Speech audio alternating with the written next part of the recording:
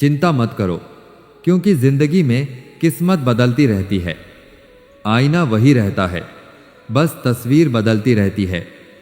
किसी ने पूछा था, जब भगवान कण कण में मौजूद हैं तो फिर आप मंदिर क्यों जाते हैं? इसका मुझे एक बहुत सुंदर उत्तर मिला। हवा धूप में भी चलती है, लेकिन हवा का असली आनंद छांव में ही मिलता है। इसी प्रकार भगवान हर जगह हैं, लेकिन मन की सच्ची शांति और आनंद अक्सर मंदिर में बैठकर ही अनुभव होते हैं। नमस्कार दोस्तों, आप सभी का हमारे चैनल पर हार्दिक स्वागत है। हम आपसे निवेदन करते हैं कि इस वीडियो को अंत तक देखें और यदि आपको हमारा यह प्रयास पसंद आए तो वीडियो को लाइक करें, नीचे कमेंट में जय श्री राधे कृष्ण लिखें। साथ ही हमारे चैनल को सब्सक्राइब करें और घंटी के बटन को भी दबाएं, ताकि हमारे नए प्रेरणादायक वीडियो सबसे पहले आप तक पहुंचें। तो चलिए दोस्तों, आगे बढ़ते हैं।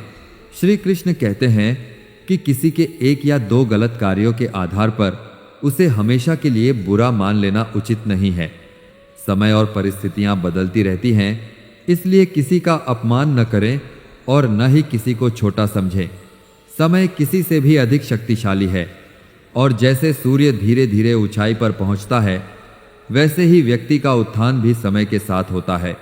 इस संसार में कुछ भी स्थायी नहीं है। परिस्थितियां कितनी भी कठिन क्यों न हो, वे एक दिन अवश्य बदलेंगी।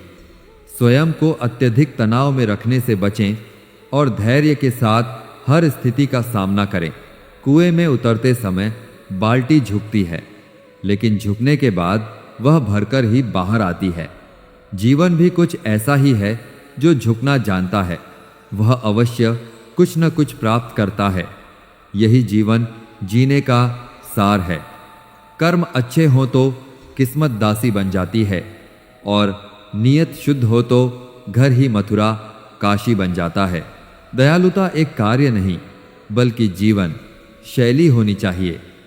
सच्चा मित्र वही है जो आपके अतीत को समझता है, आपके भविष्य में विश्वास करता है और आपको उसी रूप में स्वीकार करता है जैसे आप हैं। मित्रता में अपार शक्ति होती है। सुदामा के पास शारीरिक बल नहीं था, फिर भी उनके प्रेम ने श्री कृष्ण से उनके चरण धुलवाए। जब किसी संबंध को बलपूर्वक बांधने का प्रयास किया जाता है तो प्रायः वही वस्तु छूट जाती है जिससे हम सबसे अधिक जुड़े होते हैं। श्री कृष्ण कहते हैं, चिंता मत करो, चिंतन करो, क्योंकि चिंता हमें चिता तक ले जाती है, जबकि चिंतन हमें अंतिम लक्ष्य तक पहुंचाता है। जीवन में उतार चढ़ाव आते रहते हैं, पर हमारी सोच और दृष्टिकोण ही हमें आगे बढ़ाते हैं। सकारात्मक सोच, लक्ष्य निर्धारण और ध्यान के माध्यम से हम निराशा से बाहर निकल सकते हैं। जीवन एक यात्रा है, इसमें ठहरना नहीं, निरंतर आगे बढ़ते रहना आवश्यक है। कठिनाइयां और चुनौतियां आएंगी, पर हमें अपनी भीतर की शक्ति को पहचान कर उनका सामना करना होगा। निराशा एक क्षणिक अवस्था है, इसे पहचानिए और इसे चिंता में बदलने न दें। चिंता हमारी मानसिकता और भावनाओं को प्रभावित करती है, ध्यान भटकाती है और आत्मविश्वास को कम करती है। इसलिए आवश्यक है कि हम इसे नियंत्रित करें और सकारात्मकता की ओर अग्रसर हों। चिंतन और आत्मविश्लेषण से ही सही मार्ग स्पष्ट होता है। दोस्तों, इस संसार में कुछ भी अच्छा या बुरा बिना कारण के नहीं होता। एक समय की बात है, एक गांव में एक गरीब स्त्री रहती थी। जब उसे संतान हुई तो बच्चा पूर्णतः स्वस्थ था, पर एक घटना में उसके हाथ की एक उंगली कट गई। वह अत्यंत दुखी हुई और इस घटना के लिए भगवान को कोसने लगी।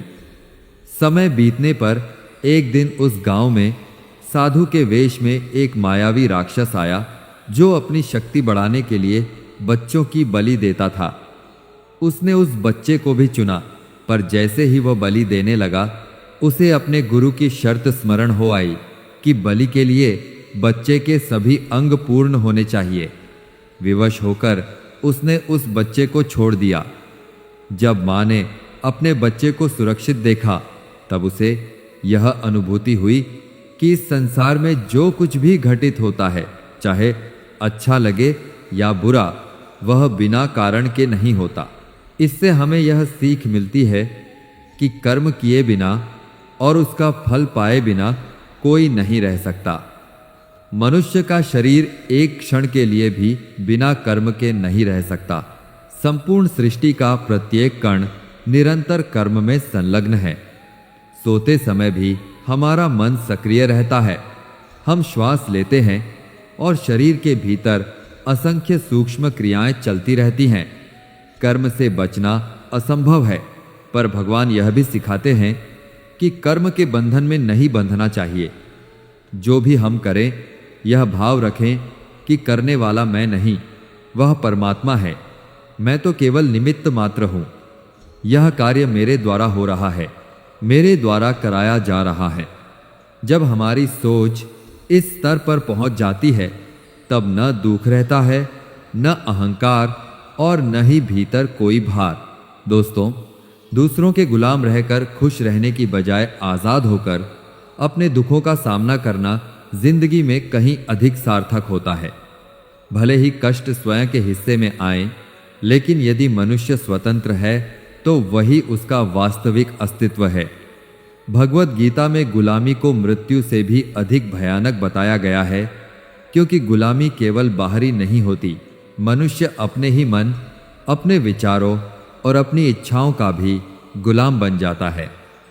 भगवान श्री कृष्ण कहते हैं कि मनुष्य के दुखों का सबसे बड़ा कारण उसका मोह है।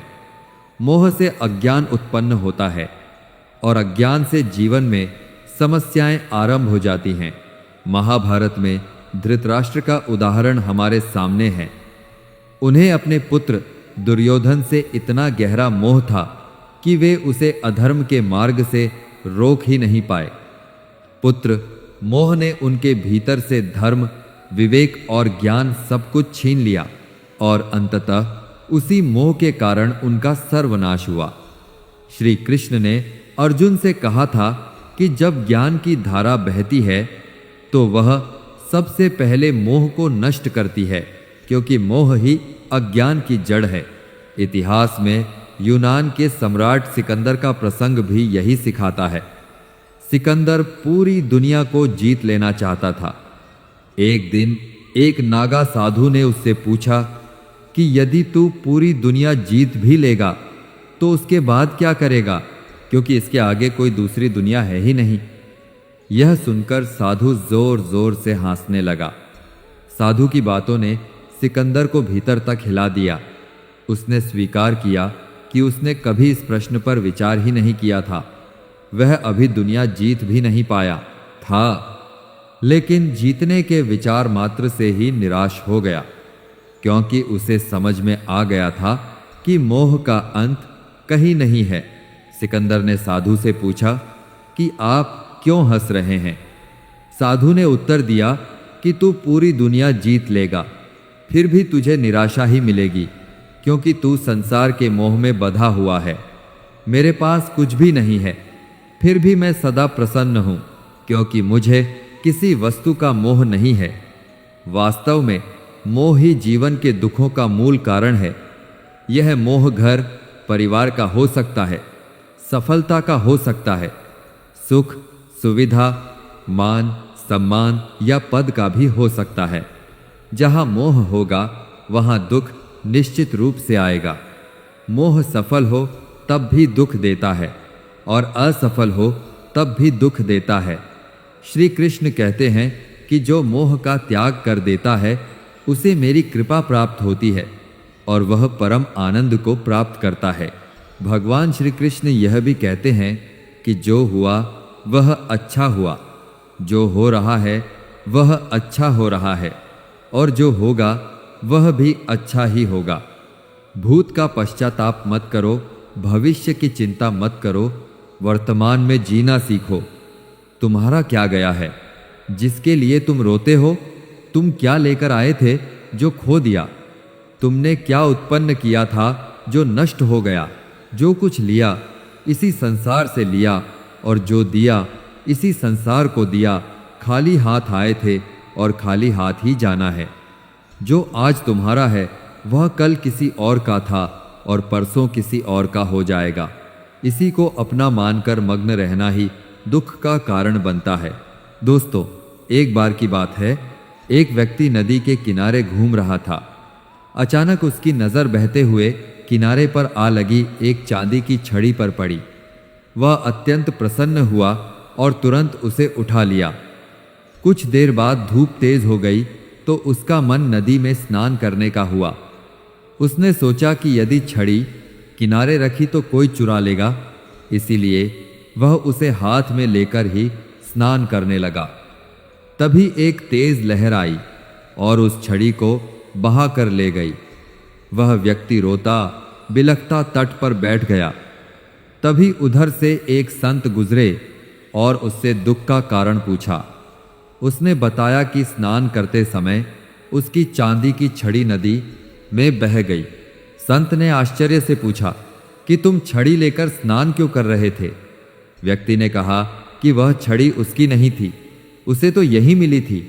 यह सुनकर संत हंस पड़े और बोले, जब वह वस्तु तुम्हारी थी ही नहीं तो उसके जाने का दुख क्यों? जीवन में कई सुख बिना प्रयास के मिल जाते हैं और कई सुख परिश्रम से प्राप्त होते हैं। जो सुख अनायास मिलते हैं वे ईश्वर की कृपा होते हैं, लेकिन मनुष्य उन्हें गिनने के बजाय उन वस्तुओं में उलझा रहता है जो उसके पास नहीं है। आलीशान घर, कार, सत्ता और सम्मान। वह यह भूल जाता है कि एक दिन उसे सब कुछ यहीं छोड़कर आगे की यात्रा पर निकल जाना है। इसीलिए भगवान श्री कृष्ण ने कहा है, भूत का पश्चाताप मत करो, भविष्य की चिंता मत करो, वर्तमान में जियो। तुम्हारा क्या गया है जो तुम रोते हो? तुम क्या लेकर आए थे जो खो दिया? खाली हाथ आए थे और खाली हाथ ही जाओगे। जो आज तुम्हारा है वह कल किसी और का होगा। इसी को अपना मानकर मग्न रहना ही तुम्हारे दुखों का कारण है। दोस्तों, महाभारत युद्ध के पश्चात युधिष्ठिर ने हस्तिनापुर की राजगद्दी संभाली। सब कुछ सामान्य होने लगा, लेकिन वह समय आ गया था जब श्री कृष्ण को द्वारिका लौटना था। पांडव अत्यंत दुखी थे क्योंकि श्री कृष्ण उन्हें अपने शरीर के अंगों के समान प्रिय थे। विदा के समय श्री कृष्ण अपनी बुआ कुंती से मिले और उनसे कहा कि आज तक आपने मुझसे कुछ नहीं मांगा, आज कुछ मांग लीजिए। कुंती की आंखों में आंसू आ गए और उन्होंने कहा, हे श्री कृष्ण, यदि देना ही है तो मुझे दुख दे दीजिए, क्योंकि दुख में ही आपका स्मरण बना रहता है। सुख में तो आपकी याद कभी कभी ही आती है। तभी भगवान श्री कृष्ण ने कहा कि जब भी मेरा भक्त मुझे सच्चे मन से पुकारता है मैं उसकी सहायता अवश्य करता हूँ। दोस्तों, कहा गया है, जैसी संगत वैसी पंगत और जैसी पंगत वैसा जीवन। आप लाख अच्छे क्यों न हो, यदि आपकी संगत बुरी है तो आप बर्बाद हो सकते हैं, और यदि आप लाख बुरे भी हों लेकिन आपकी संगत अच्छे लोगों की है और आप उनकी बातों को सुनते भी हैं तो निश्चित ही आप आबाद हो जाएंगे। कौरवों के साथ शकुनी जैसे लोग थे तो पांडवों के साथ स्वयं श्री कृष्ण थे। यदि आपने भी अपने जीवन में शकुनी मामा जैसी संगत पाल रखी है तो समझ लीजिए कि आपका विवेक सही दिशा में काम करना बंद कर सकता है। कहते हैं कि अधूरा ज्ञान सबसे खतरनाक होता है। इसका सबसे बड़ा उदाहरण अभिमन्यु है। अभिमन्यु अत्यंत वीर और पराक्रमी योद्धा थे, लेकिन उनकी मृत्यु जिस परिस्थिति में हुई वह हम सभी जानते हैं।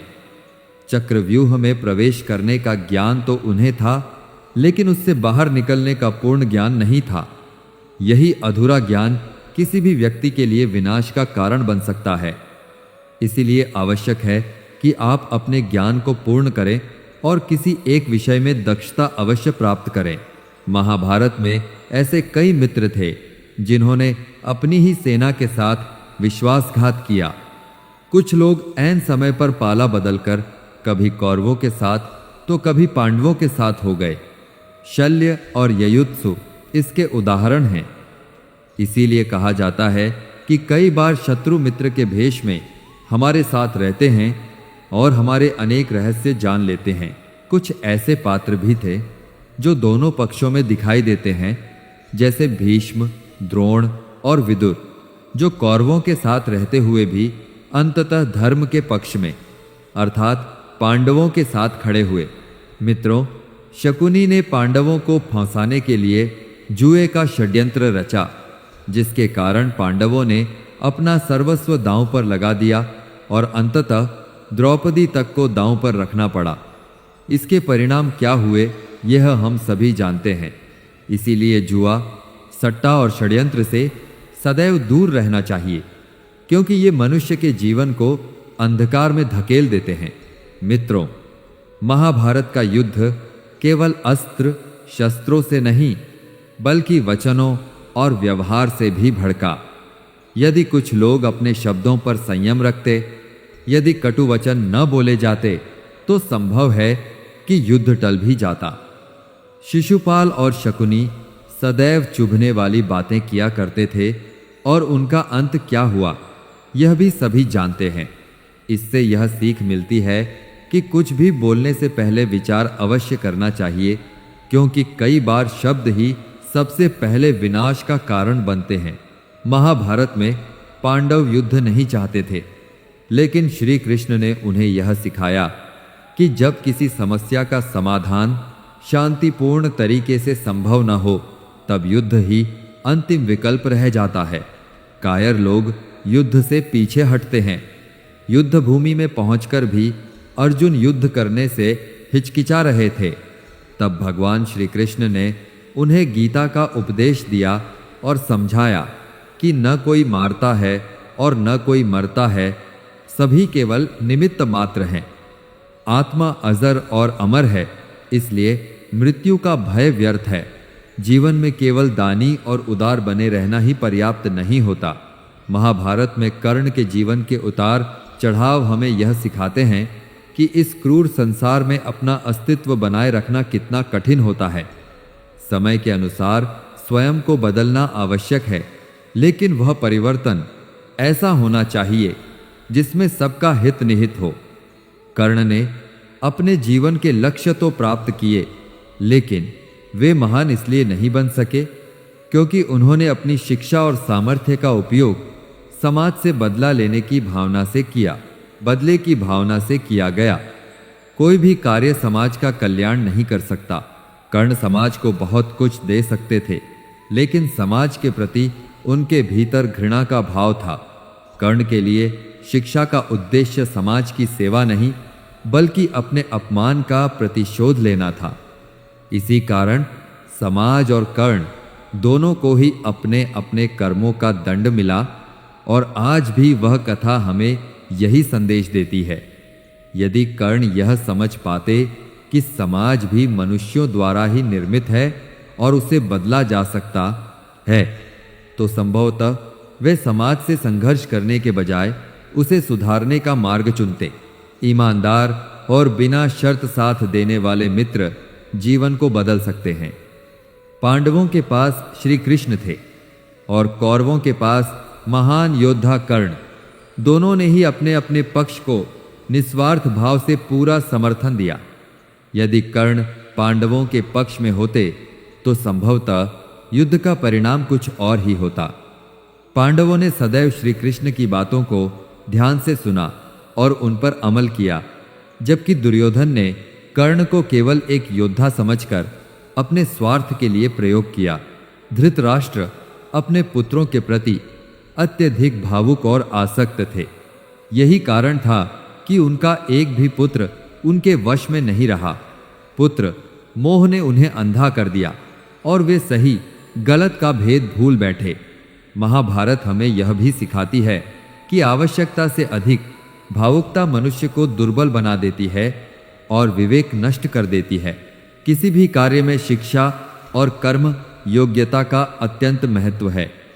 एकलव्य जैसा जुनून यदि किसी व्यक्ति में हो तो वह असंभव को भी संभव बना सकता है। यदि आप अपने कार्य के प्रति समर्पित और जुनूनी हैं तो कोई भी बाधा आपके मार्ग को नहीं रोक सकती। मनुष्य का जीवन जन्म और मृत्यु के बीच का एक छोटा सा अंतराल है जो बहुत शीघ्र बीत जाता है। इसलिए प्रत्येक दिन का सदुपयोग करना चाहिए और ऐसे कर्म करने चाहिए जिनसे लोग आपको केवल इस जीवन में ही नहीं बल्कि आगे भी स्मरण रखें। गीता यही संदेश देती है कि ऐसा कर्म करो जो तुम्हारे जीवन को सुंदर बनाए। अपनी अच्छी स्थिति, बैंक बैलेंस, संपत्ति, सौंदर्य और विद्वता का कभी अहंकार मत करो। पांडवों को भी वनवास भोगना पड़ा और अति सुंदर द्रौपदी को उनके साथ वनों में भटकना पड़ा। समय के खेल निराले हैं।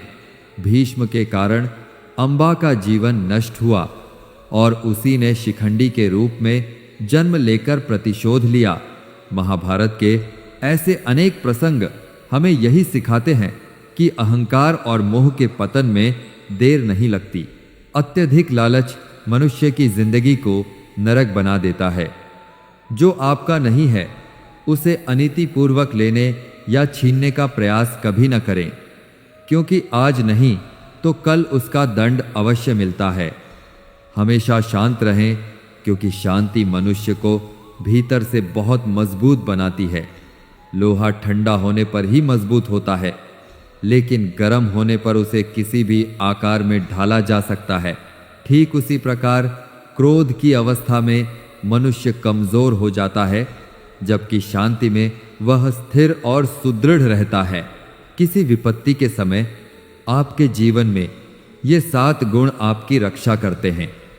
आपका ज्ञान, आपकी विनम्रता, आपकी बुद्धि, आपके भीतर का साहस, आपके अच्छे कर्म, सत्य बोलने की शक्ति और ईश्वर में आपका विश्वास। आत्मा हमेशा जानती है कि सही क्या है और गलत क्या है, लेकिन मनुष्य के सामने सबसे बड़ी चुनौती अपने मन को समझने और नियंत्रित करने की होती है। कठिन समय में व्यक्ति भले ही अकेला हो जाए, लेकिन वही कठिनाइयाँ उसे भीतर से मजबूत भी बनाती हैं। जो आपको सम्मान दे उसी को सम्मान दीजिए। हैसियत देखकर सिर झुकाना कायरता का लक्षण है। श्री कृष्ण अर्जुन से कहते हैं, जो न कभी हर्षित होता है, न किसी से द्वेष करता है, न शोक करता है, न कामना करता है, और जो संपूर्ण कर्मों का त्यागी है, वही ज्ञानी मनुष्य मुझे अत्यंत प्रिय है। मुझे पाने के 3 मार्ग हैं, ज्ञान योग, ध्यान योग और कर्म योग, और इन तीनों में कर्म योग को सबसे प्रधान बताया गया है। जिस प्रकार मनुष्य पुराने वस्त्रों को त्याग कर नए वस्त्र धारण करता है, उसी प्रकार आत्मा पुराने शरीर को त्याग कर नया शरीर धारण करती है। यही प्रकृति का नियम है। इस सत्य को स्वीकार कर भयमुक्त होकर वर्तमान में जीना चाहिए। किसी पर विश्वास करना हो तो उसकी बातों से अधिक उसके आचरण पर ध्यान दीजिए। क्रोध के समय थोड़ा रुक जाना या थोड़ा झुक जाना जीवन को और भी सरल बना देता है। भगवान श्री कृष्ण कहते हैं कि जो मनुष्य मुझे जान लेता है, उसके लिए इस संसार में और कुछ भी जानना शेष नहीं रहता। ऐसा मनुष्य जन्म मरण के बंधनों से मुक्त हो जाता है। जो मनुष्य भगवत गीता को पढ़कर उसके उपदेशों पर आचरण करता है, उसके दुष्कर्मों का प्रभाव धीरे धीरे समाप्त हो जाता है। जो भाग्य में है वह चलकर आएगा, और जो भाग्य में नहीं है वह चाहकर भी नहीं मिलेगा। जैसे हवा के झोंके नाव को भटका देते हैं, वैसे ही मनुष्य की इच्छाएं उसकी बुद्धि को भटका देती हैं। एक समझदार व्यक्ति वही है जो दूसरों को देखकर उनकी विशेषताओं से सीखता है, उनसे तुलना नहीं करता। शस्त्र केवल शरीर को घायल करते हैं, लेकिन शब्द आत्मा को भी घायल कर सकते हैं। जो मनुष्य स्वयं को परमात्मा से अलग नहीं मानता और इस शरीर से अपना स्थायी संबंध नहीं समझता, वह सदा शांत और प्रसन्न रहता है। खुश रहना है तो जीवन के निर्णय अपनी परिस्थितियों और विवेक के अनुसार लीजिए। जो लोग दूसरों को देखकर फैसले लेते हैं, वे प्रायः दुखी रहते हैं। जो व्यक्ति आध्यात्मिक जागरूकता के शिखर तक पहुंच चुके होते हैं, उनका मार्ग निस्वार्थ कर्म होता है, और जो भगवान से जुड़ चुके होते हैं उनके जीवन में स्थिरता और शांति स्वतः आ जाती है। जो केवल अपने लिए जीता है उसका एक दिन अंत हो जाता है, लेकिन जो दूसरों के लिए जीता है उसका सदैव स्मरण किया जाता है। दूसरों को नियंत्रित करने वाला व्यक्ति शक्तिशाली हो सकता है, लेकिन स्वयं को नियंत्रित करने वाला उससे कहीं अधिक महान होता है। जो आप पाना चाहते हैं वह केवल मांगने से नहीं मिलेगा, बल्कि उसके योग्य बनना होगा। अहंकार मनुष्य से वही सब करवाता है जो अंततः उसके विनाश का कारण बनता है। इसलिए जीवन में जितना जल्दी हो सके अहंकार का त्याग कर देना चाहिए। हमेशा याद रखें, जो होता है अच्छे के लिए होता है। कई बार विपरीत परिस्थितियां हमारे वर्तमान को बेहतर बनाने के लिए आती हैं। गीता में श्री कृष्ण ने कहा है कि मनुष्य को फल की इच्छा छोड़कर कर्म पर ध्यान देना चाहिए, क्योंकि मनुष्य जैसा कर्म करता है उसे फल भी उसी के अनुरूप मिलता है। इसलिए व्यक्ति को निरंतर अच्छे कर्म करते रहना चाहिए। दुखों का मुख्य कारण असंयमित मन होता है।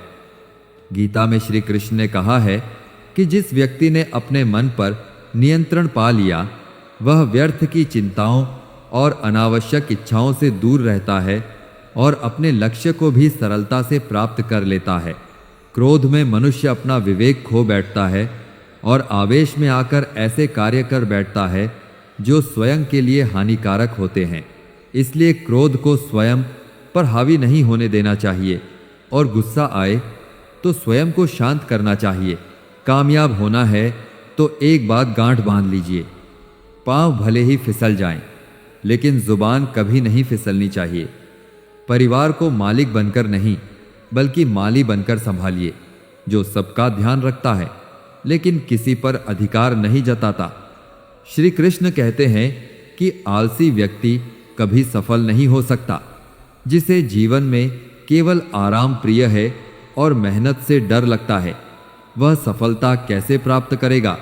इसलिए यदि आप कुछ करना चाहते हैं तो अभी से आलस्य का त्याग कर दीजिए और अपने काम को कभी कल पर मत टालिए। जो समय के महत्व को नहीं समझता वह उसे व्यर्थ गंवा देता है और अंत में उसके पास कुछ भी करने के लिए समय नहीं बचता। जरा सोचिए, यदि एक गलत पासवर्ड से आपका मोबाइल नहीं खुल सकता तो गलत तरीके से जीवन जीने पर खुशियों के द्वार कैसे खुलेंगे? दूसरों की जिंदगी में झांकने से कुछ हासिल नहीं होगा। यकीन मानिए, आपकी अपनी जिंदगी में ही बहुत कुछ ऐसा है जो आपका ध्यान चाहता है। गीता के अनुसार जो व्यक्ति संदेह और संशय में जीता है उसका कल्याण नहीं हो सकता। जीवन में स्पष्ट दृष्टिकोण होना आवश्यक है। श्री कृष्ण कहते हैं कि वह किसी के भाग्य के निर्माता नहीं है, मनुष्य स्वयं अपना भाग्य लिखता है। आप जैसा बीज बोएंगे वैसी ही फसल काटेंगे। आप जैसा कर्म करेंगे वैसा ही परिणाम प्राप्त करेंगे।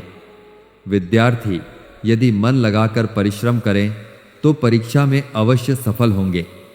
भाग्य भी तभी बदलता है जब कर्म किया जाता है। संदेह से परे होकर जब आप भगवान से प्रेम करते हैं तब आप संपूर्ण सृष्टि से प्रेम करना सीख जाते हैं। संसार में सबसे शक्तिशाली व्यक्ति वही होता है जो धोखा खाने के बाद भी लोगों की भलाई करना नहीं भूलता।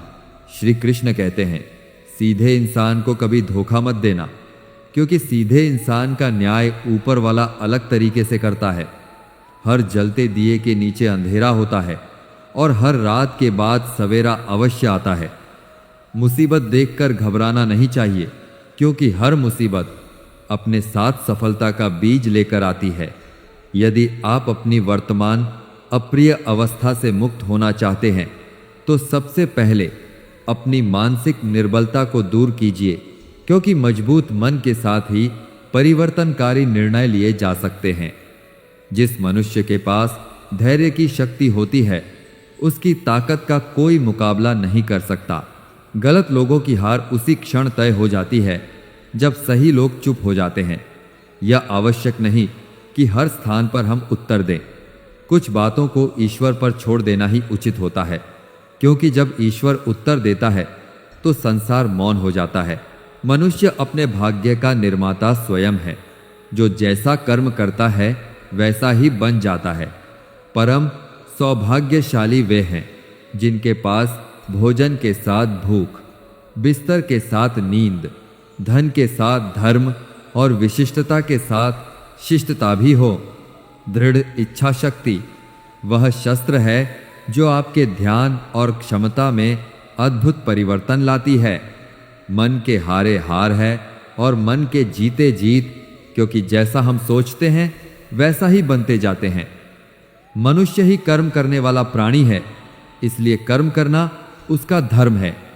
कर्मशील व्यक्ति ही कर्मवीर कहलाता है और कर्म करते रहना निष्क्रिय बैठने से कहीं श्रेष्ठ है।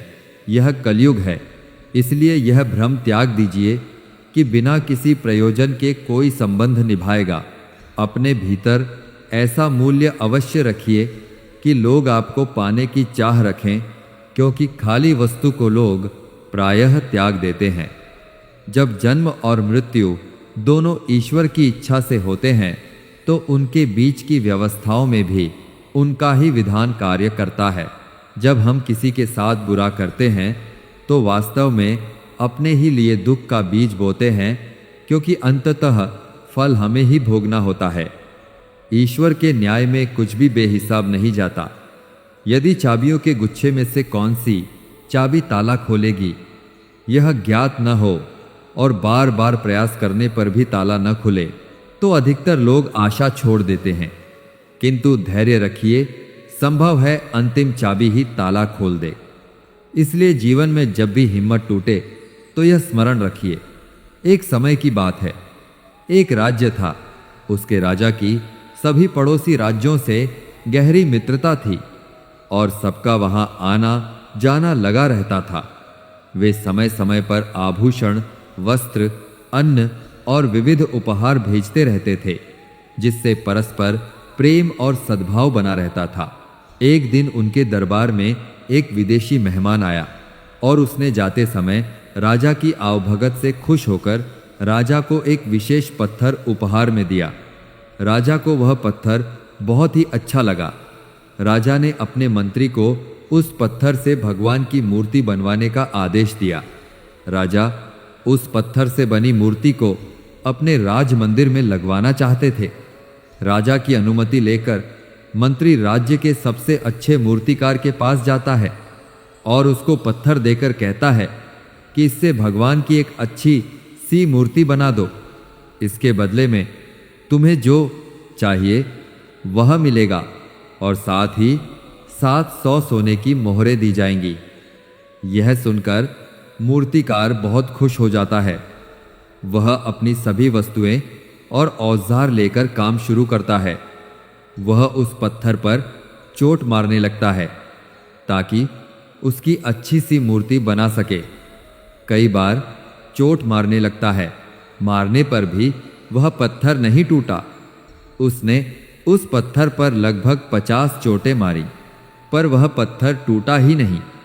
अंत में एक चोट और मारकर वह कहता है, अब यह काम मुझसे नहीं होगा। अरे, जब इतनी चोटें खाने के बाद भी यह पत्थर नहीं टूटा तो अब क्या खाक टूटेगा। वह उस पत्थर को वापस मंत्री को दे देता है और कहता है, क्षमा करें, इसकी मूर्ति नहीं बन सकती। लेकिन मंत्री को तो किसी भी हाल में मूर्ति बनवानी थी। राजा का आदेश जो था। मंत्री उस पत्थर को लेकर दूसरे एक साधारण से मूर्तिकार के पास जाता है। जैसे ही वह मूर्तिकार उस पत्थर पर पहली चोट मारता है, वह पत्थर टूट जाता है। पत्थर टूट गया तो वह उसकी मूर्ति बनाने लगा। मूर्ति बनाकर उसने मंत्री को दी और बदले में मंत्री ने उसे सोने की मोहरें दे दी। अब वह मंत्री जाते जाते एक ही बात सोच रहा था कि अगर उस पहले वाले मूर्तिकार ने एक अंतिम प्रयास और किया होता तो ये सोने की मोहरें उसकी हो जाती। यह कहानी हमें क्या सिखाती है? यह कि कई बार हम बहुत मेहनत करते हैं लेकिन फिर भी काम को अधूरा छोड़ देते हैं, यह सोचकर कि अगर अब तक नहीं हुआ तो आगे भी नहीं होगा, यह शायद मेरे लिए है ही नहीं, यह मेरी किस्मत में ही नहीं है, यह मुझसे नहीं होगा। पर असलियत में आपको बस एक बार और प्रयास करने की ज़रूरत है, एक दिन और मेहनत करने की ज़रूरत है, एक दिन और धैर्य रखने की ज़रूरत है। शायद जिस वक्त आप उस काम को त्याग रहे होते हैं उसके अगली ही बार वह काम हो जाता और हम उसे त्याग देते हैं, अपने लक्ष्य को भी त्याग देते हैं, अपने सपनों को त्याग देते हैं, अपनी जीत को त्याग देते हैं। साथियों, कुछ समय तक आपका काम नहीं हुआ, इसका मतलब यह नहीं है कि आप रुक जाएं या हार मान लें, क्योंकि मेहनत अपना असर जरूर दिखाती है। किसी को जल्दी तो किसी को देर से, पर असर दिखाती जरूर है।